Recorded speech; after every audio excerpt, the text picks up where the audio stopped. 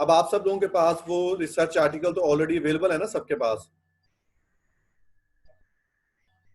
Yes sir. तो अब जब हम इसमें बात करते हैं रेफरेंसिंग के लिए कि हमने अपने रिसर्च के अंदर जो है वो किस तरह से इसको लिटरेचर रिव्यू को किस तरह से हमने इसको इंक्लूड करना है अपने रिसर्च में, तो आपको ये स्क्रीन शो हो रही होगी जिसको हमने टाइटल दिया है how to do the referencing और citation in research. So basically जब हम बात करते हैं कि जी हमने लिटरेचर रिव्यू सेक्शन कंप्लीट करना है या हमने रेफरेंसेस को कंप्लीट करना है, तो बेसिकली यहाँ पे हमारे पास हम इसके पॉइंट ऑफ व्यू इसको 2 स्टेप्स में जो है उसको डिवाइड कर सकते हैं। फर्स्ट है हमारे पास इन टेक्स्ट साइटेशन, मीन्स जब आप अपनी रिसर्च को उसका राइट अप कर रहे हैं, उसको लिख रहे हैं, तो उसके अंदर जो है वो कुछ चीज़ों को आपको लिखना पड़ेगा, कुछ चीज़ों को आपको वहाँ पे बताना पड़ेगा, इस रिसर्च ने ये कहा, इस रिसर्च ने ये कहा। इसको हम कहते हैं साइटेशन, इन टेक्स्ट साइटेशन, के विद इन द टेक्स्ट आप इन चीज़ों को बता रहे होते हैं। और जब आपकी राइटअप सारा कंप्लीट हो जाता है तो देन आपको रेफरेंसेस लिस्ट जो है प्रोवाइड करनी पड़ती है। उस रेफरेंस वो सेकंड पार्ट है हमारा रेफरेंसिंग का, जिसको हमने यहाँ पे सेकंड नंबर दिया है रेफरेंस लिस्ट। उसमें क्या होता है कि आपने जो साइटेशन में जिन जिन ऑथर्स का, जिस रिसर्च का आपने रेफरेंस दिया है, जिसको आपने साइट किया है, जिसको आपने डिस्कस किया है, डिस्क्राइब किया है, आप उसका कंप्लीट रेफरेंस, जिससे दूसरे रिसर्चर्स भी उसको फाइंड आउट कर सके, आपके रीडर्स उसको फाइंड आउट कर सके अगर वो चाहें तो वो उसका कंप्लीट डिटेल्स दी जाती है, उसको रेफरेंस लिस्ट कहा जाता है। तो रेफरेंसिंग के लिए हम इसको 2 पार्ट्स में डिवाइड करते हैं, in text citation and references list. तो सबसे पहले हम इन टेक्स्ट साइटेशन की बात करते हैं कि इन टेक्स्ट साइटेशन को हम इसको किस तरह से करेंगे और इसका जो है वो पर्पस क्या होगा और इसका फॉर्मेट जो है वो क्या होगा। सपोज हमने अपना सेक्शन स्टार्ट किया लिटरेचर रिव्यू का, हमने इंट्रोडक्शन का पार्ट लिख लिया और उसके बाद हम जो सेकंड था हमारे पास लिटरेचर रिव्यू सेक्शन, हमने लिटरेचर रिव्यू सेक्शन को जो है वो स्टार्ट किया। अब लिटरेचर रिव्यू सेक्शन, और हम ये सपोज कर लेते हैं क्योंकि हम जिस आर्टिकल को हम डिस्कस करने लगे हैं, जिसको हम एज एग्जांपल ले रहे हैं, वो हमारे पास कॉर्पोरेट गवर्नेंस और फर्म प्रॉफिटेबिलिटी के ऊपर है। तो इसका मतलब है कि हम ये सपोज करते हैं कि हमारी जो रिसर्च आर्टिकल है या जो हम रिसर्च लिख रहे हैं उसका टॉपिक जो है वो corporate governance and firm performance है। तो आपने ये स्टार्ट किया, many of the author's have discussed the relationship between corporate governance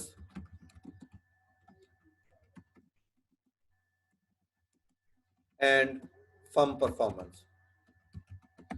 ये जस्ट आपने एक स्टार्टिंग के लिए बता दिया कि आप करने क्या लगे हैं लिटरेचर रिव्यू में, आप कौन कौन से एलिमेंट्स को डिस्कस कर रहे हैं। ये डिफरेंट तरह से ही हो सकता है, आप ये भी कह सकते हैं जी there is a relationship between corporate governance and firm performance which have been discussed by many of the researchers, many of the articles have discussed the relationship between corporate governance and firm performance, anything। ये just एक starting के लिए जो है वो आपने एक sentence दे दिया। अब जब आपने ये सेंटेंस दे दिया, अब आप जो है वो अपने आर्टिकल्स को डिस्कस करना चाहते हैं कि जी हमारे पास कौन कौन से आर्टिकल्स हैं जिसको हमने यहाँ पे साइट करना है। तो अब अगर जो है यहाँ पे हम उस आर्टिकल को देखें जिसको हमने डिस्कस करना है, तो यहाँ पे आप देखें कि हम सपोज इस आर्टिकल को जो है वो हम इसको ओपन कर लेते हैं।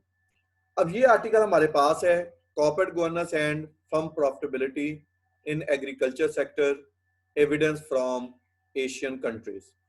अब उसमें वैसे तो ये है कि ये सारा आर्टिकल जो है वो आपने इसको रीड आउट किया हुआ हो, एटलीस्ट इसका जो इंट्रोडक्शन है, इसकी रिसर्च मेथोडोलॉजी जो है और इसके जो रिजल्ट्स का सेक्शन है वो आपको पता होने चाहिए, और हम ये सपोज करते हैं कि वो आपको पता है। सपोज हम अगर एब्स्ट्रैक्ट पे आ जाएं, तो बेसिकली अगर मैं, चूंकि ये मेरी अपनी रिसर्च है, तो जस्ट मैं आपको इसको ये थोड़ा सा आपको ये बता दूं कि इस रिसर्च में किया क्या गया है।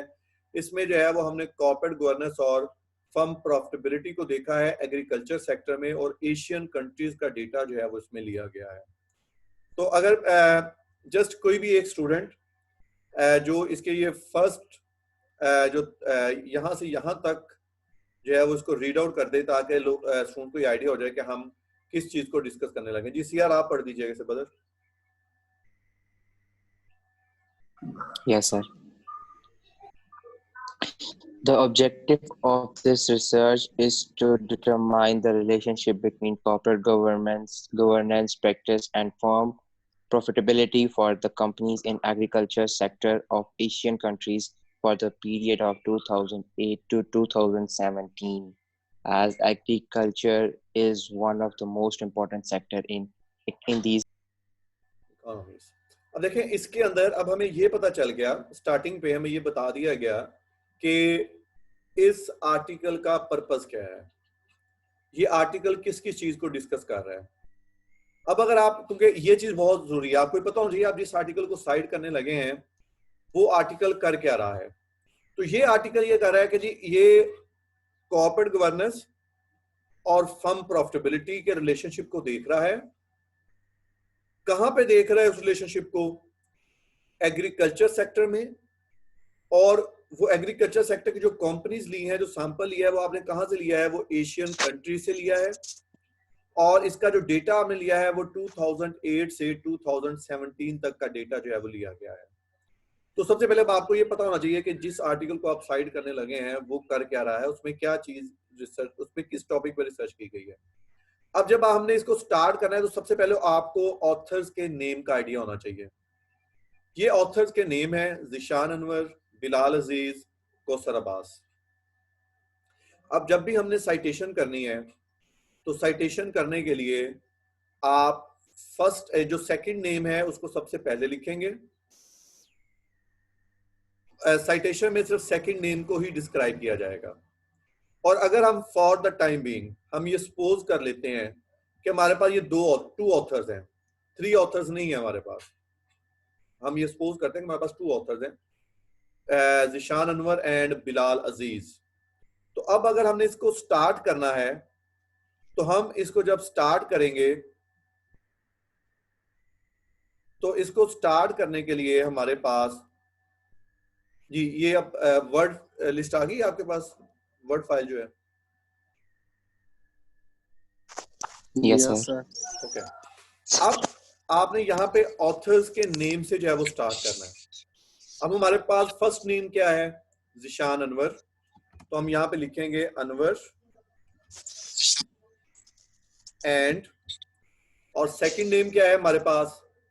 बिलाल अजीज। तो हम लिखेंगे अजीज,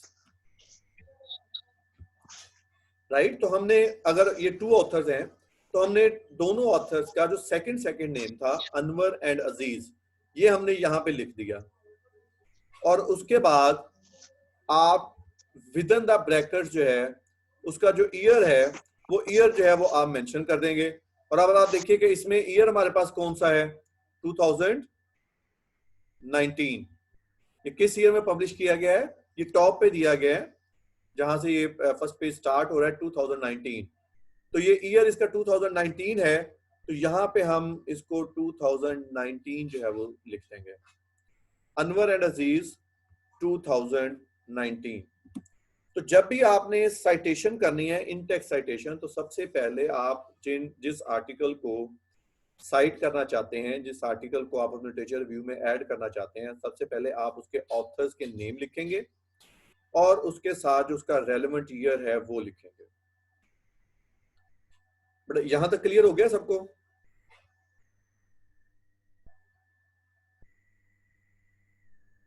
जी बेटा यहां तक क्लियर हो गया सबको?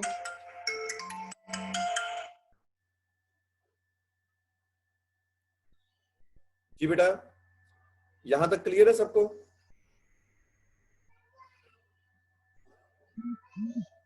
Yes sir. जी सर। ठीक है। तो अब अगर 2 ऑथर्स हैं तो हमने दोनों ऑथर्स का सेकंड नेम लिख दिया और उसके साथ हमने ईयर लिख दिया।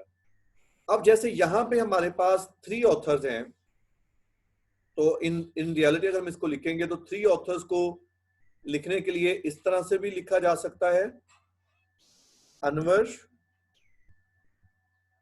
अजीज एंड कौसर 2000। सॉरी ये अब्बास है तो कौसर अब्बास, इसका सेकंड नेम अब्बास है तो हम यहाँ पे अब्बास लिखेंगे। अनवर अजीज एंड अब्बास 2019। 3 या 3 से ज्यादा ऑथर्स के लिए एक तो ये हो सकता है कि अगर 3 ऑथर्स हैं तो आप अनवर अजीज एंड अब्बास लिख देंगे, या आप ये भी कर सकते हैं कि आप सिंपल अगर 2 से ज्यादा ऑथर्स हैं तो अनवर एट ऑल लिख दें आप।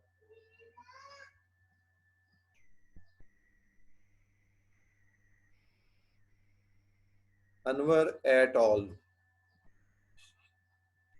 अब इसका मतलब ये होगा कि आपके रीडर्स को ये पता चल जाएगा कि जो इसके ऑथर्स हैं वो 3 या 3 से ज्यादा ऑथर्स हैं, जिसकी वजह से अनवर एट ऑल लिखा है। तो इसका मतलब आपने फर्स्ट ऑथर का सेकंड नेम मेंशन कर दिया और बाकी एट ऑल लिख दिया आपने कि इसके ऑथर ज्यादा हैं। अगर तो 4 या 4 से ज्यादा ऑथर्स हैं फिर तो हर सूरत में आप एट ऑल ही लिख देते हैं। ये भी हम बात करें एपीए रेफरेंसिंग स्टाइल के पॉइंट ऑफ व्यू से। हम इसके लिए जो स्टाइल यूज कर रहे हैं वो APA American psychological association APA referencing style की हम बात कर रहे हैं। और इसमें आपने अगर 4 या 3 ऑथर्स हैं तो आपके पास 2 ऑप्शन हैं कि आप 3 ऑथर्स के सेकंड नेम लिखते हैं, या 3 ऑथर्स हैं तो अनवर एट ऑल भी लिखा जा सकता है। फर्स्ट ऑथर का सेकंड नेम और उसके साथ आप एट ऑल लिख देते हैं। अगर 4 या 4 से ज्यादा है तो फिर तो आप जो है ना वो इसमें एट ऑल ही यूज करेंगे। तो अब ये दोनों ऑप्शन है यहाँ पे हमारे पास, हम अनवर एट ऑल रहने दें, या जैसे हमने पहले किया है कि हम इसको जो है जिस तरह से हमने ये 3 ऑथर्स के नेम लिखे थे, हमने अनवर अजीज एंड अब्बास 2019। ठीक है जी।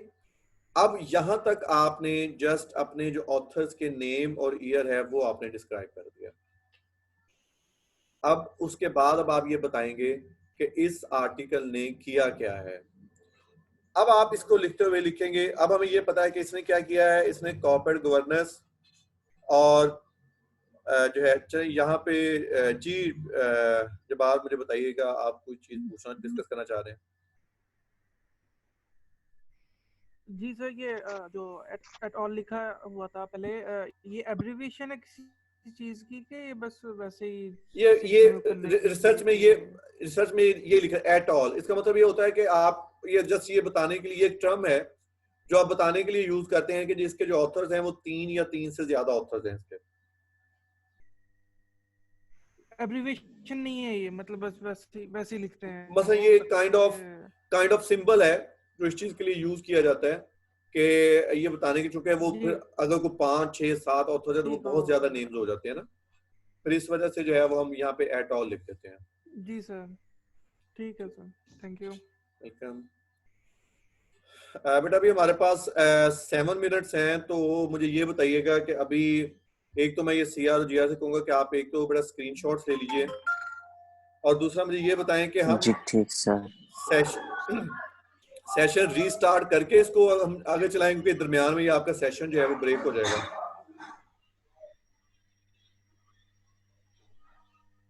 सर ऐसे कर लेते हैं।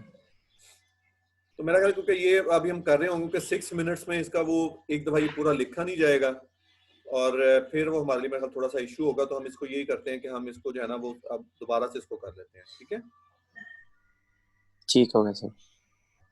चले मैं इसको जो है ना वो